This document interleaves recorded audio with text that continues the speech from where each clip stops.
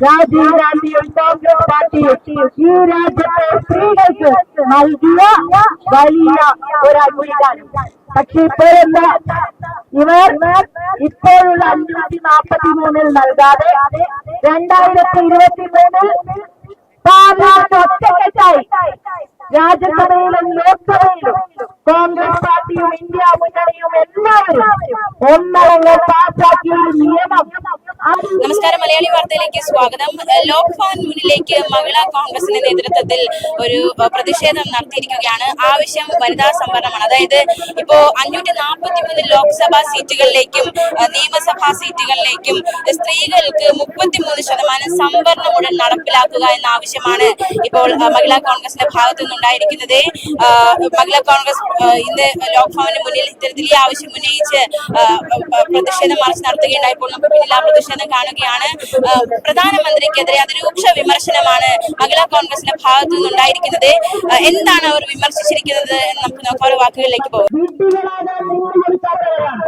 ശരിയാണ്, ഞങ്ങൾക്ക് ആഗ്രഹങ്ങൾ, ഞങ്ങൾക്ക് സ്വപ്നങ്ങളുണ്ട്. ഞങ്ങളെ കോൺഗ്രസ് പാർട്ടിക്കും ഇന്ത്യ മുന്നണിക്കും ഒക്കെ സ്വപ്നങ്ങളുണ്ട്. പാർലമെന്റിലെ നിയമസഭകളിൽ 33% സംവരണം നടപ്പിലാക്കി സ്ത്രീകൾക്ക് പാർലമെന്റിലും നിയമസഭയിലും അതിനുള്ള അവസരങ്ങൾ നൽകണം എന്നുള്ള സ്വപ്നം ഞങ്ങൾ ഒരുമിച്ച് കാണുകയാണ്. പക്ഷേ അതിനായി ഈ രാജ്യത്തെ സ്ത്രീകളെ മുൻനിർത്തിക്കൊണ്ട് ഒരു ഉപകരണമാക്കിക്കൊണ്ട് ഒരു തോളാക്കി മാറ്റിക്കൊണ്ട് BJPയുടെ വിഷയങ്ങൾ നടപ്പിലാക്കാനുള്ള ഒരു ഉപകരണമാക്കി സ്ത്രീകളെ മാറ്റിയാൽ അതിന് നിന്നുകൊടുക്കാൻ സ്ത്രീകളും തയ്യാറല്ല. ഞങ്ങൾക്ക് ഭയമില്ല, കോൺഗ്രസ് പാർട്ടിക്ക് ഭയമില്ല, ഇന്ത്യ മുന്നണിക്ക് ഭയമില്ല. കാരണം ഞങ്ങൾ നിൽക്കുന്നത് ഇന്ത്യൻ ഭരണഘടനയെ സംരക്ഷിക്കണം എന്ന ആഗ്രഹത്തോടുകൂടിയാണ്. ഈ ഭരണഘടനയെ ഇല്ലാതാക്കാനുള്ള ശ്രമങ്ങൾ ഭരണകൂടത്തിന്റെ ഭാഗത്ത് നിന്നുണ്ടാകുമ്പോൾ അതിനെതിരെ ശക്തമായ പ്രതിഷേധങ്ങൾ ഉയരുകയെന്ന് ഞങ്ങൾ ചേരിക്കുന്നു. മഹിളാ കോൺഗ്രസ് ചേരിക്കുന്നു. ഈ രാജ്യത്തെ സ്ത്രീകൾ ചേരിക്കുന്നു. 543 ലോക്സഭാ മണ്ഡലങ്ങളിൽ ആ അംഗസംഖ്യയിൽ എന്തുകൊണ്ടാണ് നരേന്ദ്രമോദിക്ക് 33% നടപ്പിലാക്കാൻ ഈ ഗവൺമെന്റും BJPയും നരേന്ദ്രമോദിയും തയ്യാറാകാത്തത് എന്ന് മഹിളാ കോൺഗ്രസ് ചോദിക്കുകയാണ്. ഇപ്പോഴത്തെ നിയമസഭകളുടെ അംഗബലത്തിൽ എന്തുകൊണ്ടാണ് 33% നടപ്പിലാക്കാൻ നരേന്ദ്രമോദിയും BJPയും തയ്യാറാകാത്തത്? അതിന്റെ കാരണം ഇപ്പോൾ 543 നടപ്പിലാക്കാൻ എന്തുകൊണ്ട് അവർ തയ്യാറാവുന്നത്? സ്ത്രീകളെ ഒരു സെക്കൻഡ് ക്ലാസ് സിറ്റിസൺസായാണ് കണക്കാക്കുന്നത്. ഈ രാജ്യത്തെ പഞ്ചായത്ത് രാജ് നടപ്പിലാക്കിയപ്പോൾ ഈ രാജ്യത്തെ സ്ത്രീകൾക്ക് പഞ്ചായത്തുകളിൽ 33% എന്ന വലിയൊരു അംഗീകാരം രാജീവ് ഗാന്ധിയുടെ സ്വപ്നം നടപ്പിലാക്കിയത് കോൺഗ്രസാണ്. ആ കോൺഗ്രസ് പാർട്ടി എവിടെയും സീറ്റ് കൂട്ടിയിട്ടല്ല നടപ്പിലാക്കിയത്. എവിടെയും 50% കൂട്ടിയിട്ട് ഞങ്ങൾ വനിതകൾക്ക് നൽകാം എന്നല്ല പറഞ്ഞത്. മറിച്ച് എന്താണോ അംഗസംഖ്യ, ആ അംഗസംഖ്യയുടെ 33% സ്ത്രീകൾക്ക് നൽകിയതാണ് രാജീവ് ഗാന്ധിയും കോൺഗ്രസ് പാർട്ടിയും ഈ രാജ്യത്തെ സ്ത്രീകൾക്ക് നൽകിയ വലിയ ഒരു അംഗീകാരം.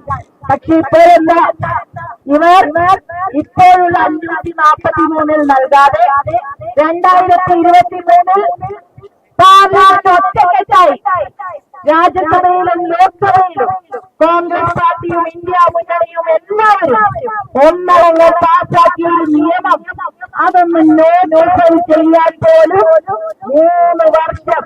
ഈ പാർലമെന്റ് നടന്ന സമയത്ത് കഴിഞ്ഞ 16-ാം തീയതിയാണ്, അതും രാത്രി 9:30 മണിക്കാണ് 2023 യുനാനിമസായി പാസാക്കിയ ഒരു ബില്ല് നോട്ടിഫൈ ചെയ്തത് എന്ന് പറയുമ്പോൾ അവിടെ തന്നെ വ്യക്തമാവുകയാണ് ഈ ഗവൺമെന്റിന്റെ കൊള്ളത്തരം. ഈ ഗവൺമെന്റ് നരേന്ദ്രമോദിയും തന്നെയാണ് വനിതാ സംവരണം തകർത്തത് എന്ന് ഞങ്ങൾ പറയുന്നു. അത് ജനങ്ങൾ മനസ്സിലാക്കുന്നു. അതല്ലാതെ എന്തെങ്കിലുമൊക്കെ കാണിച്ചു കൂട്ടിക്കൊണ്ട് അവരുടെ അജണ്ട നടപ്പാക്കാൻ ശ്രമിക്കുമ്പോൾ ഇത് പരാജയപ്പെട്ടപ്പോൾ ആ പരാജയം വലിയ വിജയത്തിന്റെ തുടക്കമാണ് എന്ന് കൂടി ഈ രാജ്യം മനസ്സിലാക്കിയിരിക്കുകയാണ്. ഈ രാജ്യത്തിന്റെ ഭരണഘടന പോലും അവരുടെ ഇഷ്ടത്തിന് മാറ്റിമറിക്കാനുള്ള ഒരു നമ്പറിലേക്ക് അതിലേക്ക് എത്താൻ വേണ്ടിയുള്ള ഗൂഢലക്ഷ്യം തകർക്കപ്പെട്ടപ്പോൾ നരേന്ദ്രമോദിയും കൂട്ടരും അവരുടെ അപകടത്തിന്റെ അവിടെ വെച്ച് തന്നെ ആരംഭിച്ചിരിക്കുകയാണ്. പക്ഷേ ആദ്യത്തെ അജണ്ട അവരെ പരാജയപ്പെട്ടത് ഉടനെ തന്നെ തമിഴ്നാട്ടിലേക്കും വെസ്റ്റ് ബംഗാളിലേക്കും ഇന്ത്യയുടെ പ്രധാനമന്ത്രി ചെന്ന് അവിടെ ചെന്ന് ആഘോഷിക്കുകയാണ്. എന്താണ് ആഘോഷിക്കുന്നത്? സ്ത്രീകളെ കോൺഗ്രസ് ആണ് മത്സരിക്കുന്നത്. ഇന്ത്യയുടെ പ്രധാനമന്ത്രി രാജ്യത്തെ അഭിസംബോധന ചെയ്തപ്പോൾ 29 മിനിറ്റാണ് രാജ്യത്തോട് സംസാരിച്ചത്. 59 പ്രാവശ്യമാണ് ഇന്ത്യയിലെ ഏറ്റവും പ്രധാനപ്പെട്ട ഈ രാജ്യത്തിന്റെ സ്വാതന്ത്ര്യത്തിന് വേണ്ടി പോരാടി വനിതകൾക്ക് സംവരണം ഉൾപ്പെടെ 33% നൽകിയ കോൺഗ്രസ് പാർട്ടിയെ ആക്ഷേപിച്ചുകൊണ്ട് കോൺഗ്രസ് പാർട്ടിക്ക് നേരെ വിലയിരുത്തിക്കൊണ്ട് ഇന്ത്യയുടെ പ്രധാനമന്ത്രി 59 പ്രാവശ്യമാണ് കോൺഗ്രസിനെതിരെ ആ ഒരു 29 മിനിറ്റിൽ ഒരു മിനിറ്റിൽ 2 പ്രാവശ്യം കോൺഗ്രസിനെതിരെ പറയാം. ഇവിടെ ഒരു തെരഞ്ഞെടുപ്പ് ചട്ടമുണ്ടോ? ഇവിടെ ഒരു ഇലക്ഷൻ കമ്മീഷൻ ഉണ്ടോ? ആ ഇലക്ഷൻ കമ്മീഷൻ ഇന്ത്യയുടെ പ്രധാനമന്ത്രിക്ക് നേരെ ഒന്ന് വിവേചിച്ചുണ്ടാകും. ഒരു നോട്ടീസ് കൊടുക്കാൻ തയ്യാറായോ? ഇത്രയും വലിയ മോഡൽ കോഡ് ഓഫ് കോണ്ടക്ടിന്റെ ലംഘനമുണ്ടായപ്പോൾ നോട്ട് കുത്തിയായി നോക്കി നിൽക്കുന്ന ഇലക്ഷൻ കമ്മീഷനെയാണ് നമ്മൾ കണ്ടതെങ്കിൽ ആ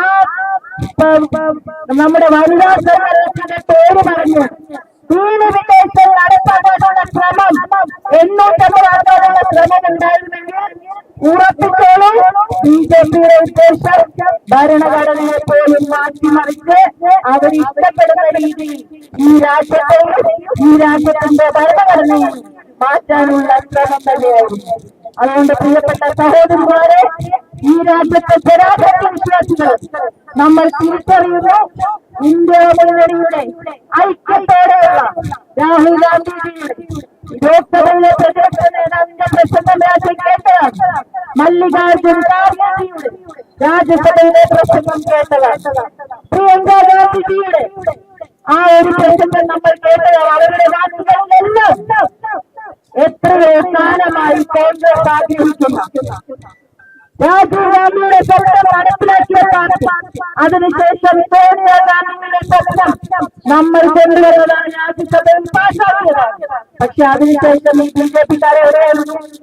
നമ്മുടെ ചില സ്ഥലത്ത് കൊണ്ട് നമുക്കത് നടപ്പിലാക്കാൻ പറ്റില്ല. പക്ഷേ 2023 ഇത് കൊണ്ടുവന്നപ്പോൾ കൃത്യമായി ഐക്യത്തോടെ. പക്ഷേ അന്ന് നമ്മൾ പറഞ്ഞതാണ് ഈ ജനസംഖ്യയും സെൻസസും ഡീലിമിറ്റേഷനും മണ്ഡലം പുനർനിർണയവും വനിതാ സംവരണവുമായി കൂട്ടിക്കെട്ടേണ്ട ആവശ്യമില്ല എന്ന് അന്ന് തന്നെ കോൺഗ്രസിന്റെ നേതാക്കന്മാർ പറഞ്ഞതാണ്.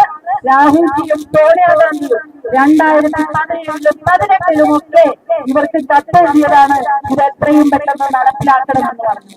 പക്ഷെ അതൊന്നും കേൾക്കാതെ മണ്ഡല പുനർനിർണയവുമായി കൂട്ടിക്കെട്ടിയത് തന്നെ ഇതൊരിക്കലും നടപ്പിലാക്കാൻ പാടില്ല എന്ന് ബിജെപി RSSന്റെ ചിന്താഗതിയാണ്. ഇതുവരെ അവർക്ക് പാർട്ടി പ്രസിഡന്റ് വനിതയുണ്ട്. ബിജെപിക്ക് ഈ മുതലെടുക്കുന്നതിന്റെ അപ്പുറത്തേക്ക് ഇന്ത്യയുടെ പ്രധാനമന്ത്രി കൈപ്പരമരണം മണിപ്പൂരിലെ സ്ത്രീകൾക്ക് നേരെ നടന്ന ആ ഏറ്റവും വലിയ ക്രൂരതയ്ക്ക് ഒരു ശബ്ദം ഈ പ്രധാനമന്ത്രി ഹത്രാശുണ്ടായ നമ്മുടെ രാജ്യത്തിന്റെ അഭിമാനമായ വനിതാ താരങ്ങൾ നേടിയവർ ജലന്ധർ മന്ദിറിലെ പരിപാടിയിൽ വന്ന് ആത്മാഭിമാനത്തിന് വേണ്ടി സമരം ചെയ്തപ്പോൾ എവിടെയായിരുന്നു ഈ പ്രധാനമന്ത്രി? ഇതിനൊന്നും സ്ത്രീകളോടൊപ്പം ഇല്ലാതെ ഇപ്പോൾ തെരഞ്ഞെടുപ്പ് വന്നപ്പോൾ ഞങ്ങളാണ് സ്ത്രീകളുടെ സംരക്ഷകർ എന്ന ഒരു വാദവുമായി വന്നുകഴിഞ്ഞാൽ കുറ്റത്തോടെ പുച്ഛത്തോടെ സ്ത്രീകൾ മിസ്റ്റർ പ്രൈം മിനിസ്റ്റർ നിങ്ങളെ ഞങ്ങൾ തള്ളുന്നു. നിങ്ങൾക്ക് എന്തെങ്കിലും വാക്കിന് 100 വട്ടം പറയുകയാണ് നീ എത്താത്തെ എന്ന് വെറുതെ പറഞ്ഞുകൊണ്ട് കാര്യമില്ല. എന്തെങ്കിലും ആഗ്രഹങ്ങളുണ്ടെങ്കിൽ എന്തെങ്കിലും സ്ത്രീകൾക്ക് വേണ്ടി ചെയ്യണമെങ്കിൽ കോൺഗ്രസ് ആവശ്യപ്പെടുന്ന, സോണിയാഗാന്ധി ആവശ്യപ്പെടുന്ന, രാഹുൽ ഗാന്ധി ആവശ്യപ്പെടുന്ന, പ്രിയങ്ക ഗാന്ധി ആവശ്യപ്പെടുന്ന, മല്ലികാർജുന ഖാർഗെ ആവശ്യപ്പെടുന്ന, ഇന്ത്യ മുന്നണി ആവശ്യപ്പെടുന്ന ഈ 33% സംവരണം വനിതകൾക്ക് ഉടൻ നടപ്പിലാക്കാനുള്ള നടപടികൾ നിങ്ങൾ സ്വീകരിക്കൂ. പൂർണ്ണ പിന്തുണ കോൺഗ്രസ് പാർട്ടി നിങ്ങൾക്ക് നൽകുന്നതായിരിക്കുമെന്ന് ഞങ്ങളുടെ നേതാക്കന്മാർ വെറും വാക്ക് പറഞ്ഞതല്ല. അതുകൊണ്ട് ഇതൊരു സൂചനാ സമരമാണ്. മഹിളാ കോൺഗ്രസിന്റെ നേതൃത്വത്തിൽ ഈ സമരത്തിൽ KPCCയുടെ general secretary Shrimati Lakshmi R, Mahila കോൺഗ്രസിന്റെ ജില്ലാ പ്രസിഡന്റ് ഗായത്രി, സംസ്ഥാന ഭാരവാഹികൾ, ജില്ലാ പ്രസിഡന്റുമാർ എല്ലാവരും ഇതിൽ പങ്കെടുത്തുകൊണ്ടിരിക്കുകയാണ്. ഈ സമരം ഔപചാരികമായി ഉദ്ഘാടനം ചെയ്യുന്നതിന് വേണ്ടി KPCCയുടെ ജനറൽ സെക്രട്ടറി ശ്രീമതി ലക്ഷ്മി ആറിന് ക്ഷണിക്കുന്നു.